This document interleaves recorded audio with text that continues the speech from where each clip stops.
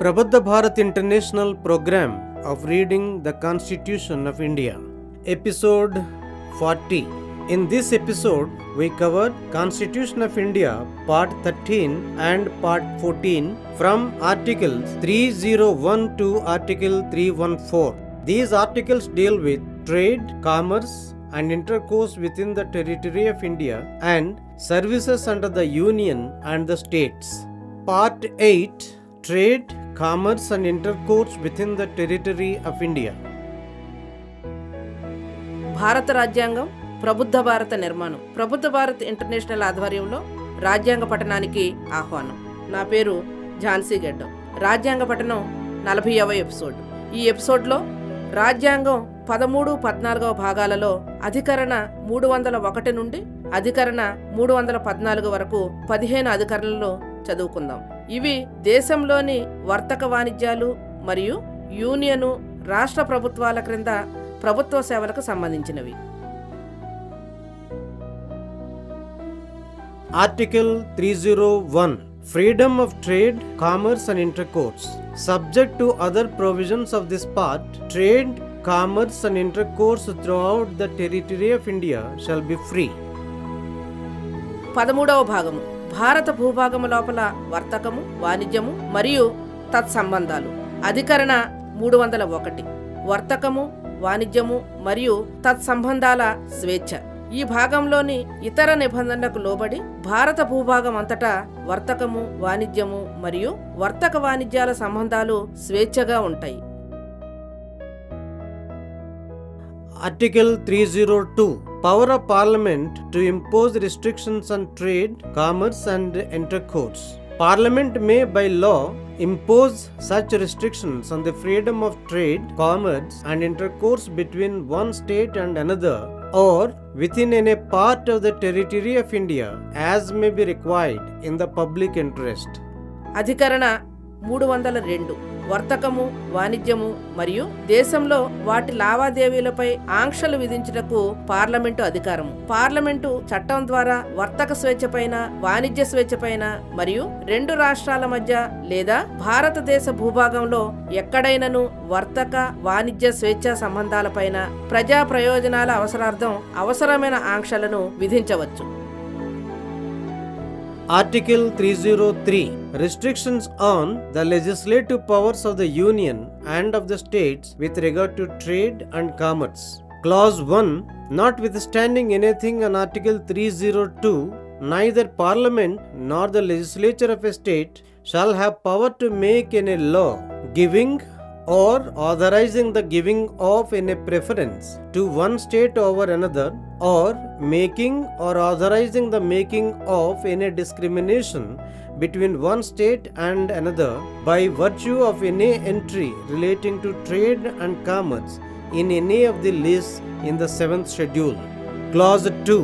Nothing in Clause 1 shall prevent Parliament from making any law giving or authorizing the giving of any preference or making or authorizing the making of any discrimination if it is declared by such law that it is necessary to do so for the purpose of dealing with the situation arising from scarcity of goods in any part of the territory of India.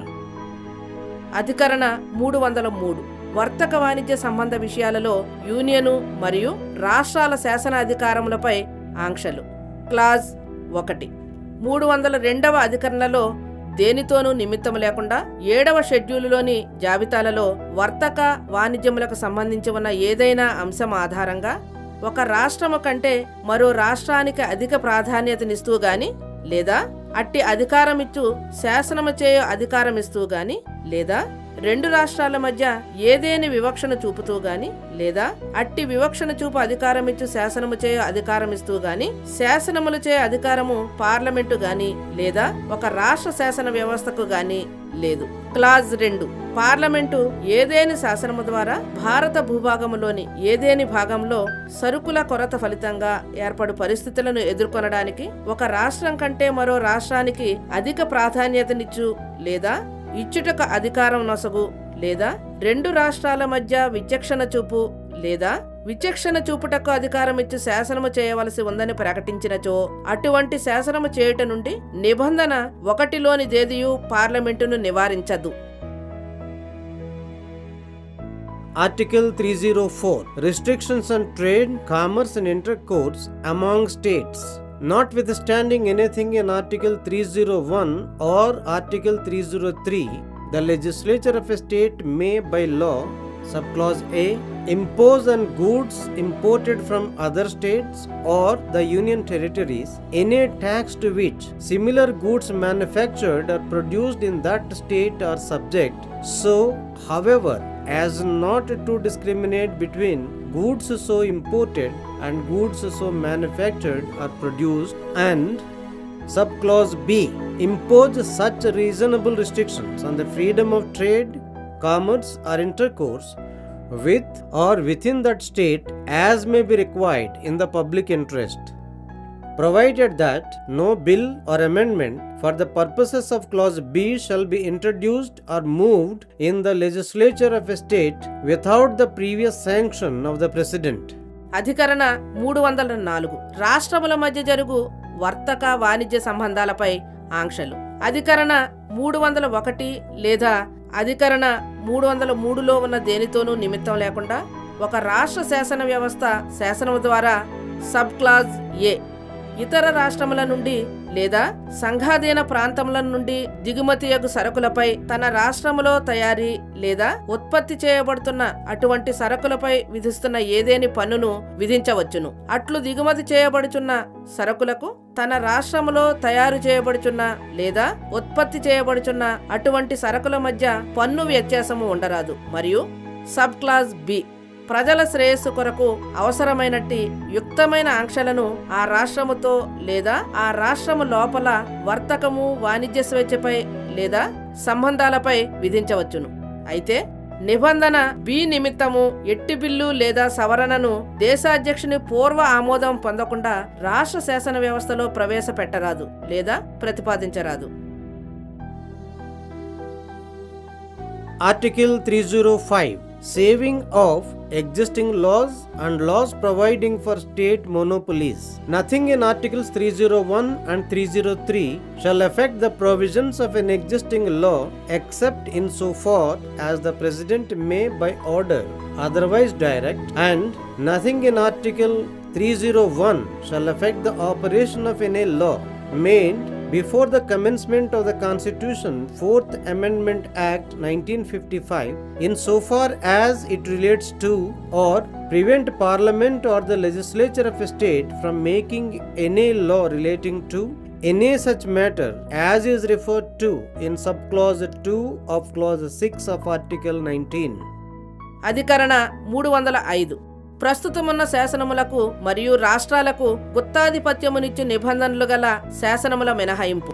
అధికరణ 301 మరియు 303లలో ఉన్నదేదియు దేశాధ్యక్షుని ఉత్తర్వు ద్వారా ఇతర విధంగా ఆదేశించునంత మేరకు తప్పించి ప్రస్తుతమున్న ఏదేని శాసనములోని నిబంధనల అమలుకు భంగము కలిగించదు. మరియు 301వ అధికరణలో ఉన్నదేదియు రాజ్యాంగపు 4వ సవరణ చట్టము 1955 ప్రారంభానికి పూర్వం 19వ అధికరణ యొక్క నిబంధన 6లోని ఉపనిబంధన 2లో పేర్కొనినట్టి ఏదేని విషయానికి సంబంధించినంత మేరకు అమల్లో ఉన్న శాసనానికి భంగం కలిగించదు లేదా వాటికి సంబంధించి ఏదేని శాసనం చేయుట నుండి పార్లమెంటును గాని లేదా రాష్ట్ర శాసన వ్యవస్థను గాని నివారించదు. Article 306 Power of certain states in Part B of the first schedule to impose restrictions on trade and commerce. This article was omitted by the Constitution's 7th Amendment Act 1956. అధికరణ 306 వర్తక వాణిజ్యములపై ఆంక్షలు విధించుటకు మొదటి షెడ్యూలు బి భాగంలోని కొన్ని రాష్ట్రాలకు అధికారము. ఈ అధికరణ రాజ్యాంగము 7వ సవరణ చట్టం 1956 ద్వారా రద్దు చేయబడింది.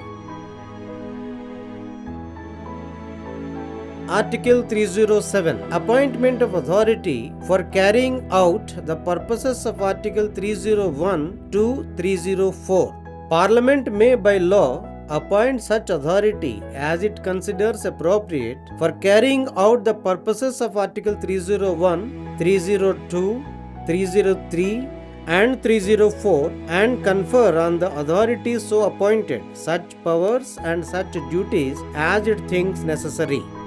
అధికరణ 307 301 నుండి 304 వరకు గల అధికరణల ఉద్దేశాలను నెరవేర్చు నిమిత్తం అధికార సంస్థ నియామకం. పార్లమెంటు శాసనం ద్వారా 301, 302, 303, 304వ అధికరణలోని ప్రయోజనాలను నెరవేర్చు నిమిత్తం తాను సముచితమని భావించినట్టి అధికార సంస్థను ఏర్పరచవచ్చు మరియు తాను అవసరమని తలచినట్టి అధికారములను విధులను సదరు అధికార సంస్థకు అప్పగించవచ్చును. Part 14 Services under the Union and the States, Chapter 1 Services, Article 308 Interpretation. In this part, unless the context otherwise required, the expression state does not include the state of Jammu and Kashmir.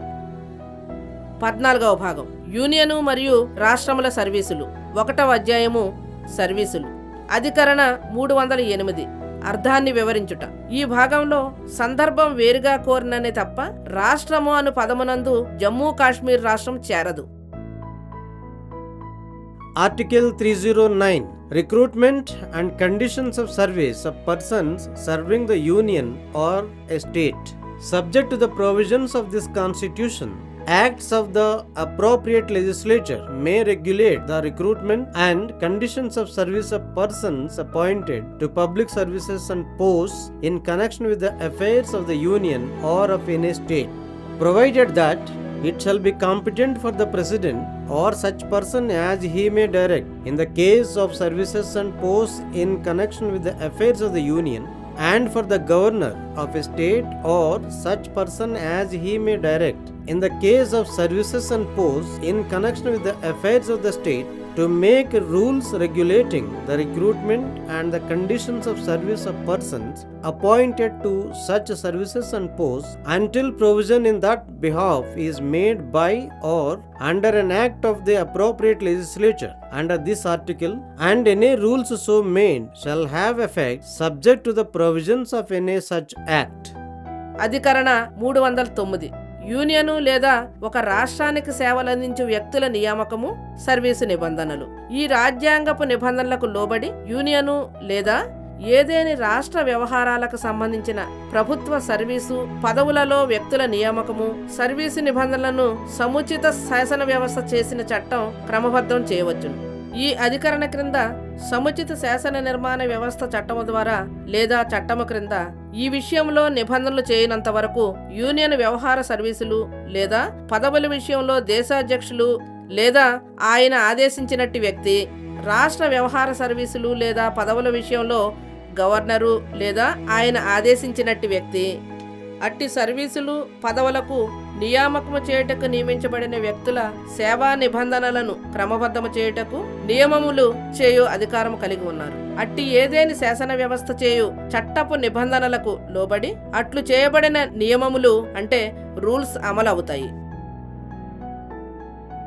Article 310 Tenure of office of person serving the Union or a state. Clause 1 Except as expressly provided by this Constitution, every person who is a member of a defense service or of a civil service of the Union or of an All India service or holds any post connected with defense or any civil post under the Union holds office during the pleasure of the President, and every person who is a member of a civil service of a state or holds in a civil post under a state holds office during the pleasure of the Governor of the state.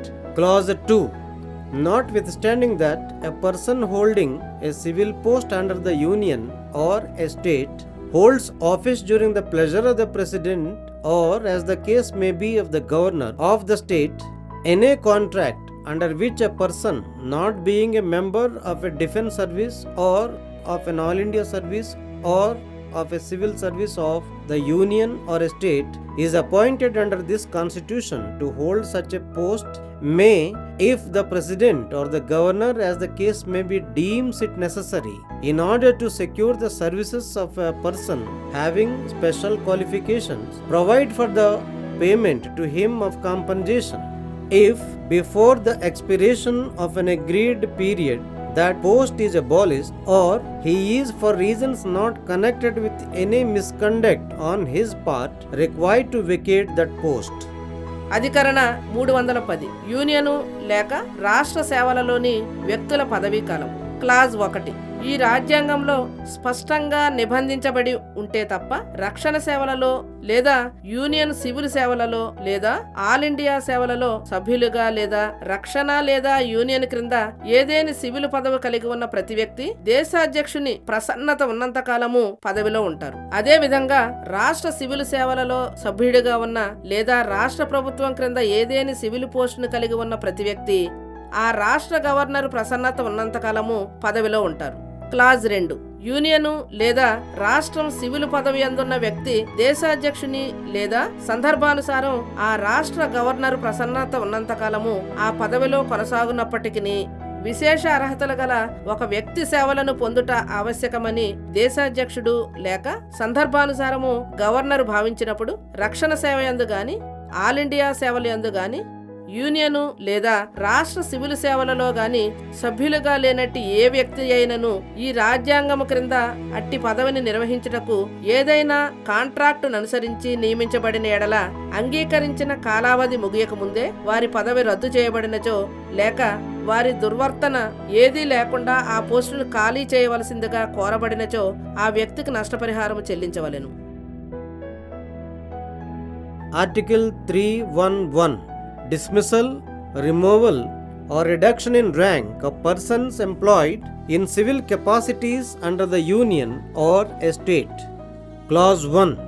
No person who is a member of a civil service of the Union or an All India service or a civil service of a state or holds a civil post under the Union or a state shall be dismissed or removed by an authority subordinate to that by which he was appointed.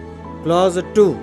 No such person as aforesaid shall be dismissed or removed or reduced in rank except after an inquiry in which he has been informed of the charges against him and given a reasonable opportunity of being heard in respect of those charges, provided that where it is proposed after such inquiry to impose upon him any such penalty, such penalty may be imposed on the basis of the evidence adduced during such inquiry, and it shall not be necessary to give such person any opportunity of making representation on the penalty proposed. Provided further that this clause shall not apply. Subclause A. Where a person is dismissed or removed or reduced in rank on the ground of conduct which has led to his conviction on a criminal charge, or subclause B, where the authority empowered to dismiss or remove a person or to reduce him in rank is satisfied that for some reason to be recorded by that authority in writing, it is not reasonably practicable to hold such inquiry, or subclause C, where the president or the governor, as the case may be, is satisfied that in the interest of security of the state it is not expedient to hold such inquiry. Clause 3. If in respect of any such person as aforesaid a question arises whether it is reasonably practicable to hold such inquiry as is referred to in clause 2, the decision thereon of the authority empowered to dismiss or remove such person or to reduce him in rank shall be final. అధికరణ 311 union లేక రాష్ట్ర ప్రభుత్వాలలో civil పదవుల్లో ఉన్నవారి dismissal, తొలగింపు లేదా హోదాల తగ్గింపు. Clause 1. Union civil సేవలలో లేక ఆల్ ఇండియా సేవలలో లేదా ఒక రాష్ట్ర సివిల్ సేవలలో సభ్యులుగా ఉన్న లేదా యూనియను లేదా రాష్ట్ర ప్రభుత్వ సివిల్ పదవిలో ఉన్న ఏ వ్యక్తి తనను నియమించిన అధికారి కంటే క్రింది అధికారి ద్వారా డిస్మిస్ చేయబడరాదు లేదా తొలగించబడరాదు. క్లాజ్ 2. పైన చెప్పినట్టు ఏ వ్యక్తిని తనపై మోపబడిన ఆరోపణలను తనకు తెలియజేయబడి సదరు ఆరోపణలపై తాను విన్నవించుకున్నటకు అవకాశం ఇవ్వబడి తగు విచారణ చేసిన తరువాత తప్ప డిస్మిస్ చేయబడరు, తొలగించబడరు లేదా హోదాలో తగ్గించబడరు.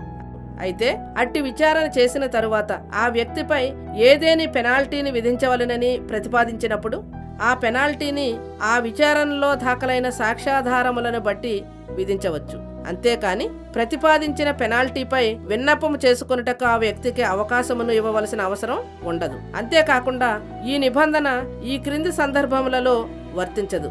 అవి sub clause A.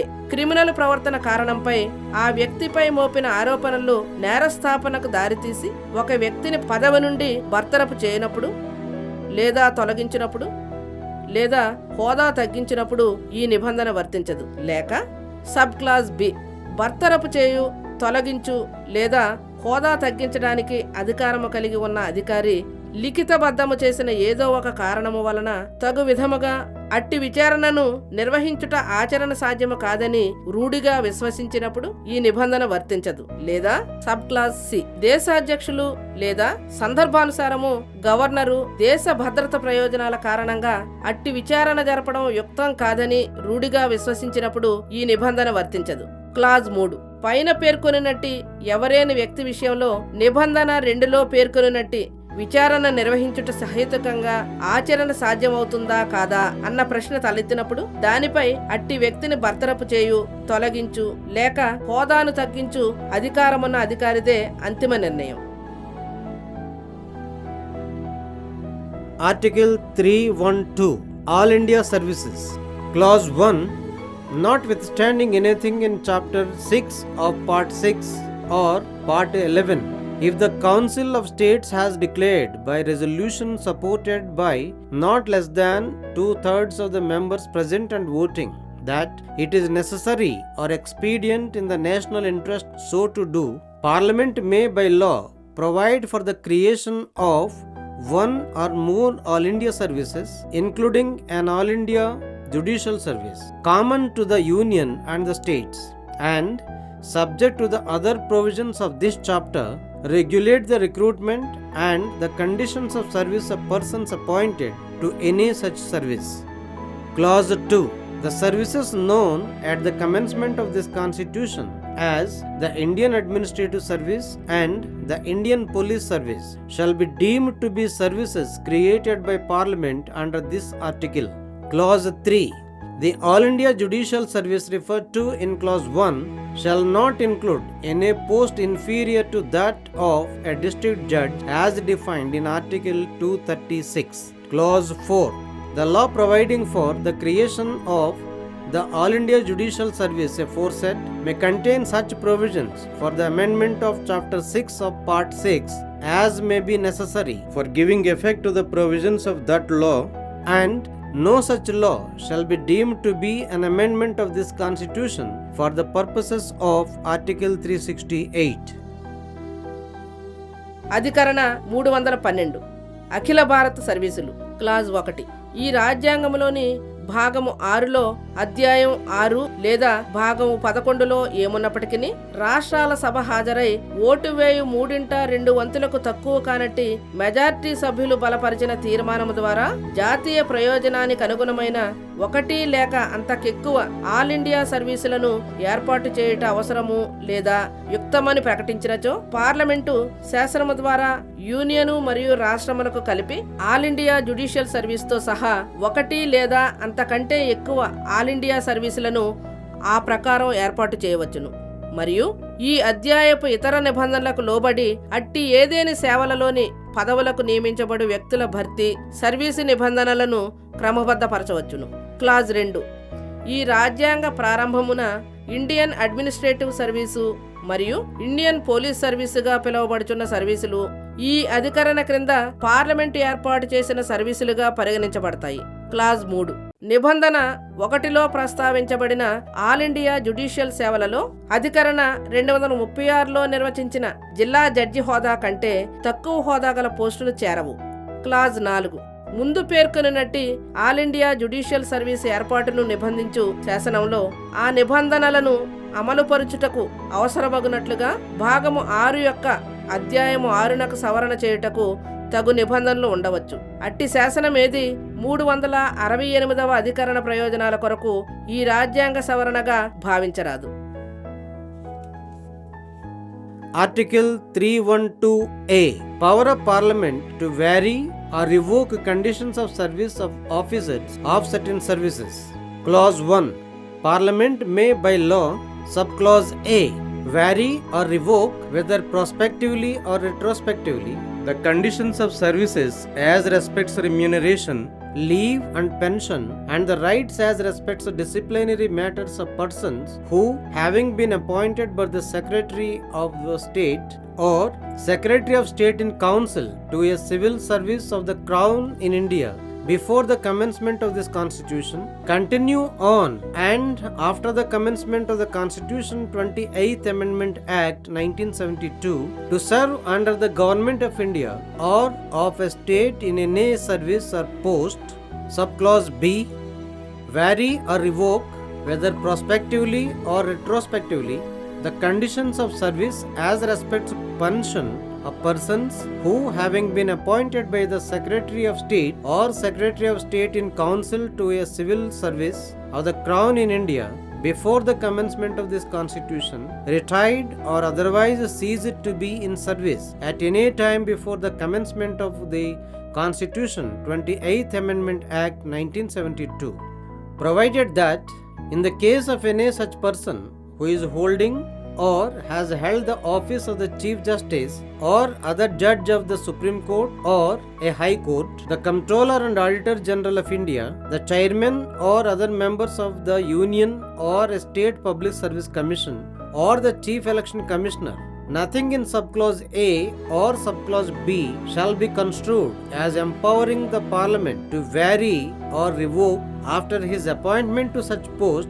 the conditions of his service to his disadvantage, except in so far as such conditions of service are applicable to him by reason of his being a person appointed by the Secretary of State or Secretary of State in Council to a civil service of the Crown in India. Clause 2.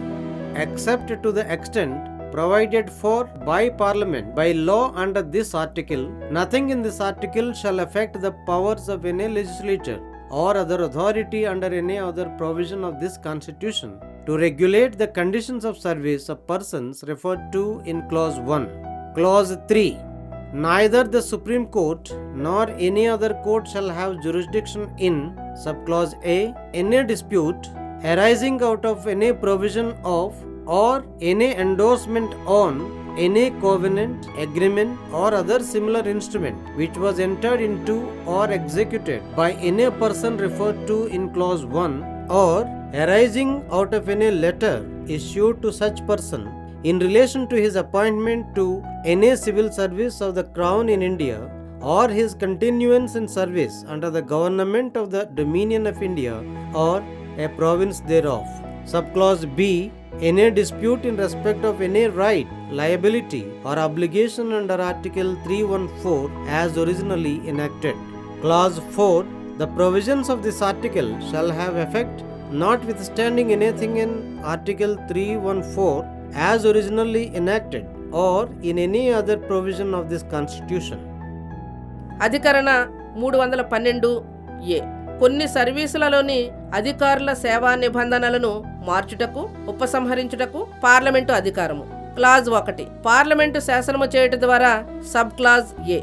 ఈ రాజ్యాంగ ప్రారంభానికి ముందు secretary of state ద్వారా గాని లేదా భారతదేశంలోని British సామ్రాజ్యం civil సర్వీసుకు నియమించబడి రాజ్యాంగ 28వ సవరణ చట్టం 1972 ప్రారంభమున అటు తర్వాత యూనియన్ ప్రభుత్వంలో లేదా రాష్ట్ర ప్రభుత్వంలో ఏదేని సర్వీసు లేదా పదవిలో పనిచేయడానికి కొనసాగింపబడుతున్న వ్యక్తుల జీతభత్యాలు, సెలవు, పింఛనుకు సంబంధించిన సేవా నియమాలను లేదా క్రమశిక్షణకు సంబంధించిన హక్కులను భావికాల ప్రభావముతో గాని భూతకాల ప్రభావముతో గాని మార్చవచ్చును లేదా రద్దు చేయవచ్చును.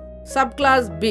ఈ రాజ్యాంగ ప్రారంభానికి ముందు సెక్రటరీ ఆఫ్ స్టేట్ ద్వారా లేదా కౌన్సిల్ సెక్రటరీ ఆఫ్ స్టేట్ ద్వారా కానీ భారతదేశంలోని బ్రిటిష్ సామ్రాజ్య సివిల్ సేవలలో నియమించబడి ఉండి రాజ్యాంగ 28వ సవరణ చట్టం 1972 ప్రారంభానికి ముందు ఎప్పుడైనను పదవీ విరమణ పొందిన లేక వేరు విధంగా ఆ సేవల నుండి విరమించిన వ్యక్తుల పింఛను విషయంలో ఉన్న సేవా నిబంధనలను భావికాల ప్రభావంతో గాని భూతకాల ప్రభావంతో గాని మార్చవచ్చును లేదా రద్దు చేయవచ్చును. అయితే సుప్రీంకోర్టు లేక హైకోర్టు ప్రధాన న్యాయమూర్తి లేదా ఇతర న్యాయమూర్తి పదవి అందున్న లేదా భారత కంప్ట్రోలర్ అండ్ ఆడిటర్ జనరల్ పదవి అందున్న, యూనియను లేదా రాష్ట్ర పబ్లిక్ సర్వీస్ కమిషన్ చైర్మను లేక సభ్యుని పదవి అందున్న, లేక ఎన్నికల ప్రధాన కమిషనర్ పదవి అందు వర్తమానంలో లేదా గతంలో ఉన్న ఎవరేని వ్యక్తి విషయంలో అట్టి పదవిలో ఆ వ్యక్తి నియమించబడిన తరువాత సెక్రటరీ ఆఫ్ స్టేట్ ద్వారా లేదా కౌన్సిల్ సెక్రటరీ ఆఫ్ స్టేట్ ద్వారా బ్రిటిష్ ఇండియా సామ్రాజ్యం సివిల్ సేవలో ఆ వ్యక్తి నియమించబడి ఉండటం చేత అతనికి వర్తించదగి ఉండేది సర్వీసు నిబంధనల మేరకు తప్ప అతని సర్వీసు నిబంధనలను అతనికి ప్రతికూల ప్రయోజనం కలిగేలా మార్చుటకు లేదా రద్దు చేయుటకు నిబంధన ఏ లేదా నిబంధన బిలో ఉన్నదేదియు పార్లమెంటుకు అధికారం ఇచ్చేదిగా భావించరాదు. క్లాజ్ 2. ఈ అధికరణ క్రింద శాసనము చేయుట ద్వారా పార్లమెంటుచే నిబంధించబడినంత మేరకు తప్ప నిబంధన 1లో నిర్దేశించిన వ్యక్తుల సర్వీసు నిబంధనలను నియంత్రణ చేయడానికి ఈ రాజ్యాంగపు ఏదేని ఇతర నిబంధన క్రింద ఏదేని శాసన వ్యవస్థ లేక ఇతర అధికారి అధికారమునకు ఈ అధికరణలోనిదేది భంగము కలిగించదు. క్లాజ్ 3. సుప్రీంకోర్టు లేదా ఏదేని ఇతర న్యాయస్థానమునకు సబ్ క్లాజ్ ఏ నిబంధన 1లో నిర్దేశించబడిన ఎవరేని వ్యక్తిచే చేయబడిన లేక అతనిచే వ్రాసి ఇవ్వబడిన ఏదేని శాశ్వత అంగీకారం, ఒప్పందము లేదా అటువంటి ఇతర పత్రము యొక్క ఏదేని ఇతర నిబంధన నుండి లేక దానిపై చేయబడిన ఏదేని ఎండార్స్మెంట్ నుండి ఏర్పడు లేక ఇండియాలో బ్రిటిష్ సామ్రాజ్యం సివిల్ సర్వీసులో ఆ వ్యక్తి నియామకమునకు సంబంధించి లేక భారతదేశ డొమినియను ప్రభుత్వమునకు లేక దాని ప్రావిన్స్ ప్రభుత్వమునకు సబార్డినేట్ గా ఉన్న సేవలలో వారు కొనసాగుటకు సంబంధించి ఆ వ్యక్తికి జారీ చేయబడిన ఏదేని లేఖ ద్వారా ఏర్పడిన ఏదేని వివాదము పైన సబ్ క్లాజ్ బి అసలుగా చేయబడిన 314వ అధికరణ క్రింద ఏదేని హక్కు, దాయిత్వము లేదా బాధ్యత విషయంలో ఏర్పడిన ఏదేని వివాదంపై అధికార పరిధి ఉండదు. క్లాజ్ 4. అసలుగా చేయబడిన 314వ అధికరణ క్రింద గాని లేదా ఈ రాజ్యాంగం యొక్క ఏదేని ఇతర నిబంధనలో గాని ఏమున్నప్పటికీ ఈ అధికరణ యొక్క నిబంధనలు అమలులో ప్రభావం కలిగి ఉండును. Article 313 Transitional Provisions. Until other provision is made in this behalf under this Constitution, all the laws in force immediately before the commencement of this Constitution and applicable to any public service or in a post which continues to exist after the commencement of this Constitution as an all India service or as a service or post under the Union or a state shall continue in force so far as consistent with the provisions of this Constitution. అధికరణ 313 పరివర్తనశీల నిబంధనలు. ఈ రాజ్యాంగం క్రింద ఇతర నిబంధనలు చేయనంత వరకు ఈ రాజ్యాంగ ప్రారంభమునకు ముందు అమల్లో ఉండినట్టి చట్టాలు ఈ రాజ్యాంగ ప్రారంభమునకు తరువాత ఆల్ ఇండియా సర్వీస్గా గాని యూనియను లేదా రాష్ట్ర సర్వీసులు లేదా పోస్టుగా గాని కొనసాగుతున్న ఏదేని పబ్లిక్ సర్వీసుకు లేక పోస్టుకు వర్తించినవైతే ఈ రాజ్యాంగ నిబంధనలకు అవి సుసంగతమైనంత మేరకు అమలులో కొనసాగుతాయి. Article 314 Provision for protection of existing officers of certain services. This article was omitted by the Constitution 28th Amendment Act 1972. With this, episode 40 completes. అధికరణ 314 ప్రస్తుతం ఉనికిలో ఉన్న కొన్ని సర్వీసులు, సేవల రక్షణకు నిబంధనలు.